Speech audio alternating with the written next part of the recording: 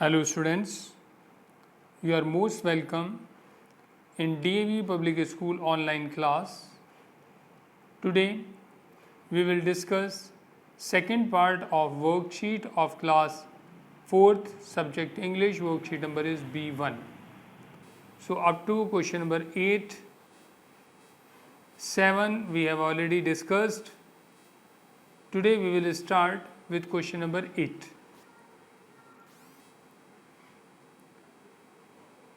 Fill in the blanks.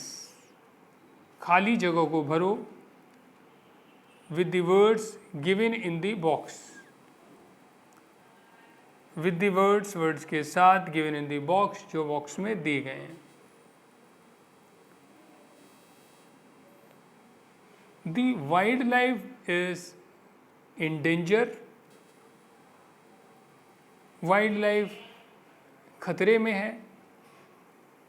Hunters love to poach animals and birds. Hunters illegal शिकार करना पसंद करते हैं एनिमल्स का और बर्ड्स का.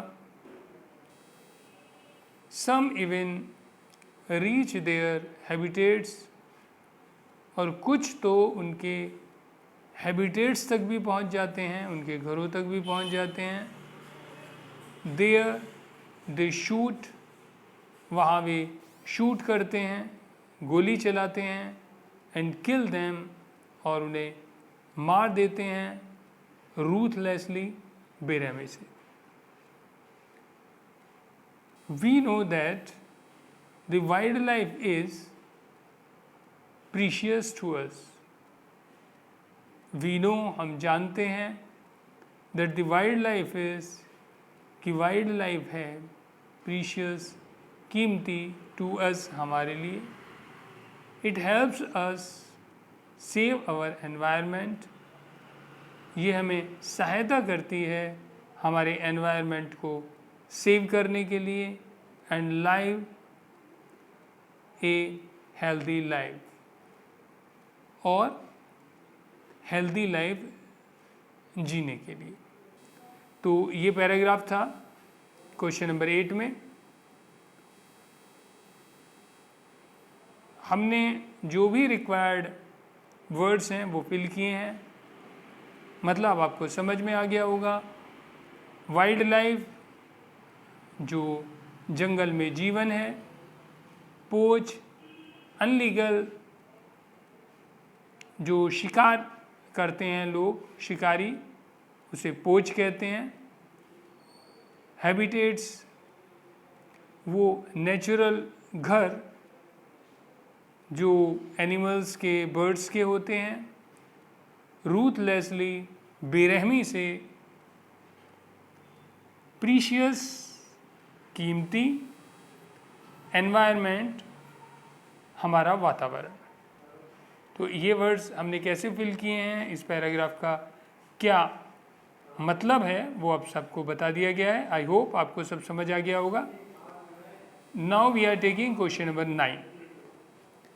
Match the centuries. सेंचुरीज को मैच करना है इन कॉलम ए, जो कि कॉलम ए में दी गई हैं, विद द प्लेसेस, प्लेसेस के साथ, वेयर दे आर लोकेटेड, जहाँ पर ये स्थित हैं, लोकेटेड हैं, in column B. Column B में ए को बी से मैच करना है. 1 है जिम कॉर्बेट नेशनल पार्क, ये है उत्तराखंड में, इससे मैच करेंगे. दूसरा है रणथंभौर सेंचुरी, ये है राजस्थान में. तीसरा है काजीरंगा नेशनल पार्क, आसाम में.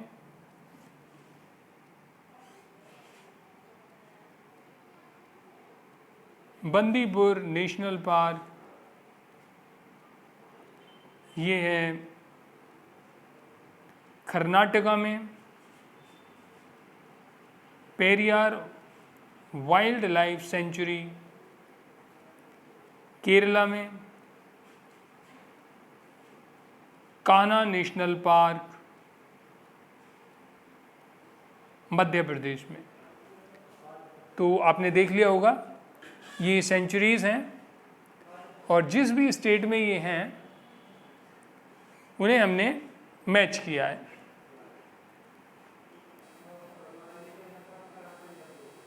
Question number 10, rearrange the group of words, rearrange करना है ग्रुप ऑफ वर्ड्स को टू मेक सेंटेंसेस, सेंटेंसेस बनाने के लिए, एंड इंसर्ट ए एन और दी वेयर एवर रिक्वायर्ड, और इंसर्ट करना है ए एन या दी। ये जो आर्टिकल्स हैं ये जहाँ भी ज़रूरी हैं वहाँ पर लगाने हैं, जो भी लगेगा। जैसे कि आप जानते हैं ये ग्रुप ऑफ वर्ड्स हैं, अगर कोई उनका मीनिंग नहीं निकलता है और जब इन्हें हम सही से अरेंज करके एक मीनिंगफुल अरेंजमेंट इनका कर देते हैं तो वो बन जाता है सेंटेंस। तो इसलिए ग्रुप ऑफ वर्ड्स से सेंटेंस हम बना रहे हैं। 1 नंबर में कुछ वर्ड्स हैं, dangerous, to leave, bonfire, burning is. इससे हमने सेंटेंस बनाया। A burning bonfire is dangerous to leave. A burning, एक जलता हुआ अलाव जहाँ पर आग जली हुई हो, इस डेंजरस खतरनाक है, टू लीव ऐसे ही छोड़ देना। कहीं पर आग जली हुई है किसी भी चीज़ में और अगर आप उसे ऐसे ही छोड़ देंगे तो वो आग कहीं भी फैल सकती है, तो ये बहुत ज़्यादा खतरनाक होता है, ऐसा नहीं करना चाहिए। 2 नंबर में कुछ वर्ड्स हैं, rude, to interrupt is conversation, to interrupt a conversation, बातचीत में बीच में बोलना, उसमें रुकावट डालना, इज रूड, ये रूड है, अभद्र है, इसे तमीज नहीं बोला जाता। 3 number, fun, it, to go, picnic is on. इन ग्रुप ऑफ वर्ड्स से हमने सेंटेंस बनाया है, it is fun to go on a picnic. It is fun, ये खूब मज़े वाला है, टू गो जाने के लिए, ऑन ए पिकनिक एक पिकनिक पर, तो पिकनिक पे जाना खूब मज़ेदार है। 4 ग्रेट टू मीट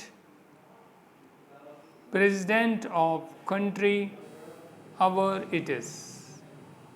सेंटेंस बना, it is great to meet, ये ग्रेट है मिलना, the president of our country, president of our country से, तो अब हमारे प्रेसिडेंट ऑफ कंट्री से मिलना ग्रेट है।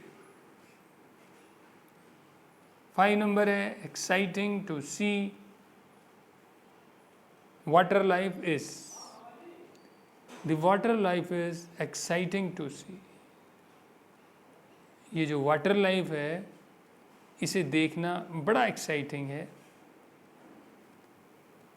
वाटर लाइफ जल जीवन, नदियों में, समुद्रों में, जहाँ भी देखने का मौका मिले, खूब एक्साइटेड है। 6 नंबर है, easy to get tickets, it was latest movie show of, it was easy to get tickets of the latest movie show, it was easy, ये आसान था, to get tickets, टिकट्स को प्राप्त करना, of the latest movie show, latest movie show के, latest movie show के tickets प्राप्त करना आसान था। तो ये सेंटेंस हमने बना दिया। 7 number, scary to dream ogre of is. To dream of an ogre is scary. To dream of an ogre, किसी राक्षस का सपना इज स्केरी, बड़ा डरावना है। सपने में अगर राक्षस आ जाए तो बहुत डर लगता है। तो ये हमने सेंटेंस बना लिया। इसमें जैसा कि आपको पता है ए एन और दी, ए जो है, एन जो है, जहाँ पर ए ई आई ओ यू है वहाँ पर एन लग जाता है, बाकी जगह ए लगता है।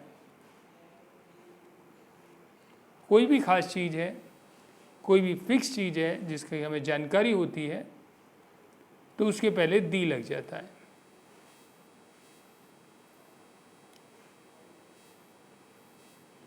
Question number 11, right 5 nouns for each of the following articles.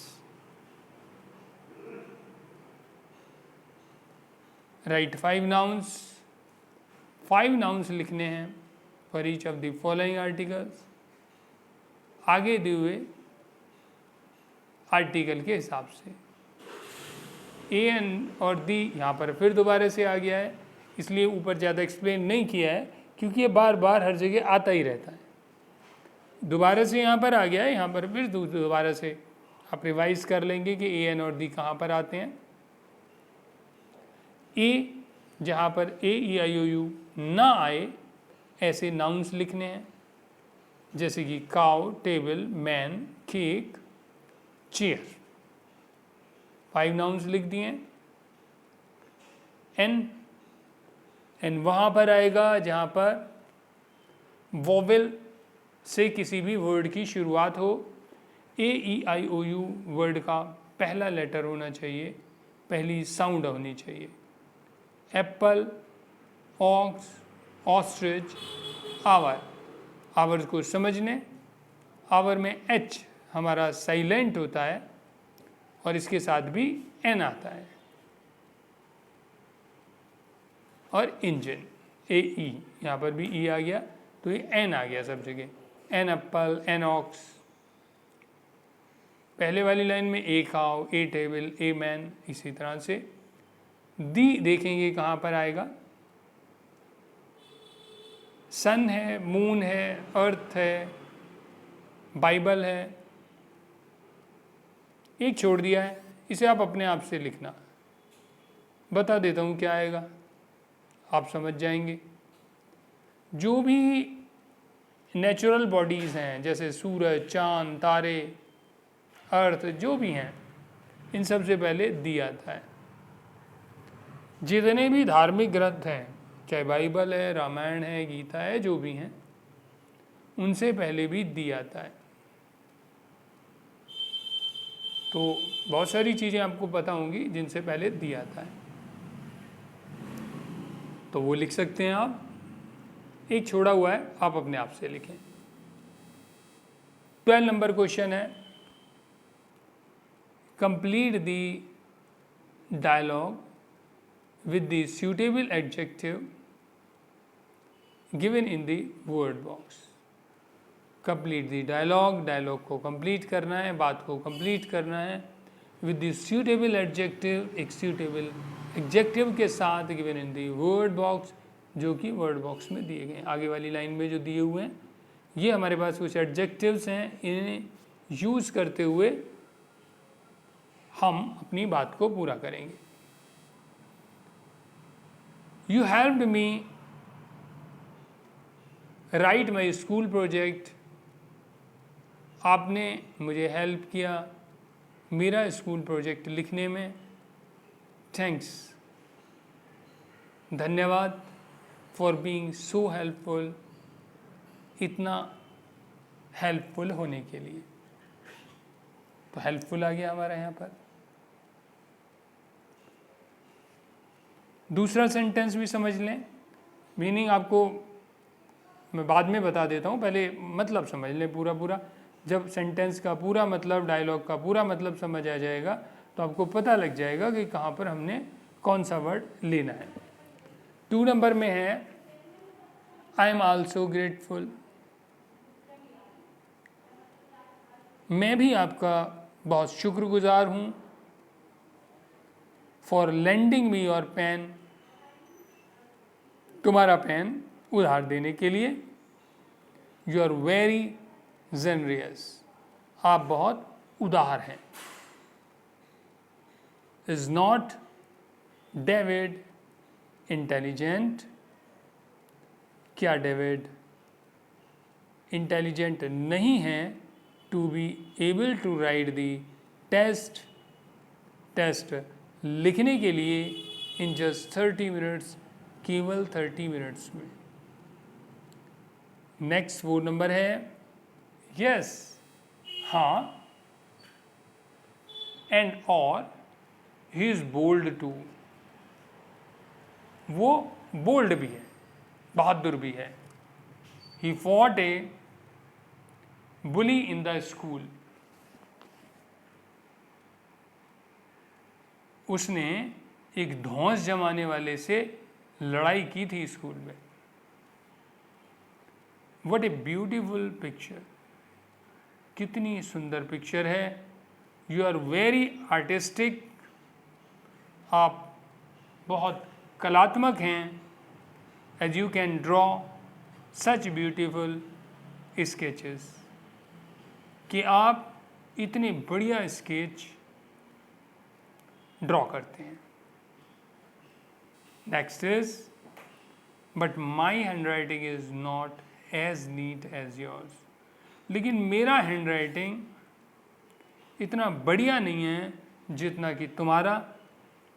You always get the first prize, तुम हमेशा फर्स्ट प्राइज प्राप्त करते हो in the handwriting competition, handwriting competition में। आई होप आपको ये कन्वर्सेशन समझ में आ गया होगा। कन्वर्सेशन के हिसाब से हमने यहाँ पर वर्ड्स को लिखा है। फिलअप में अगर हमें वर्ड्स का मीनिंग आता है, सेंटेंस हमें सही से समझ आता है, तो फिलअप कंप्लीट करना आपने देख लिया बहुत आसान है। हेल्पफुल होना, किसी की मदद करना, grateful, intelligent, bold, beautiful, artistic, neat, इन सारे वर्ड्स का मीनिंग आपने सेंटेंस के साथ क्या बनता है वो जान लिया है और आप इन्हें आसानी से फिल कर सकते हैं। वर्कशीट फिल करने से पहले निश्चित रूप से आपको अपनी प्रैक्टिस बुक में, नोटबुक में कर लेनी चाहिए। जो भी वर्कशीट का सिलेबस आपके पास भेजा जाता है उसे आप पहले कंप्लीट कर लें, उसके बाद ही वर्कशीट करें, उसके बाद ही टेस्ट शीट करें, तो आपको वो अच्छे से समझ भी आएगी और आप बिल्कुल ठीक ठीक कर भी पाएंगे। क्वेश्चन नंबर 13, अब एक ही वीडियो बनाया तो ज़्यादा लंबा हो जाएगा, इसे इतना ही रहने देते हैं। 13 से एक और वीडियो बना लेते हैं तो फिर आपके लिए आसान रहेगा। सो तब तक के लिए थैंक यू वेरी मच।